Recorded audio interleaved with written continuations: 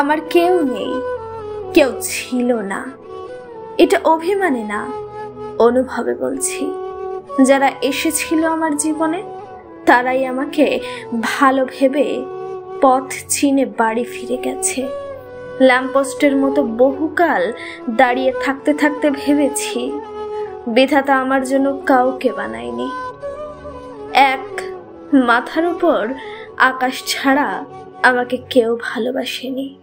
প্রচন্ড তৃষ্ণায় কথা বলার জন্য যখন প্রিয় মানুষগুলোকে খুঁজেছি, তখন হাতড়ে দেখলাম শুনশান নীরবতায় একটা মাথার উপর চাঁদ দাঁড়িয়ে, তাও অন্যের আলোয় আলোকিত।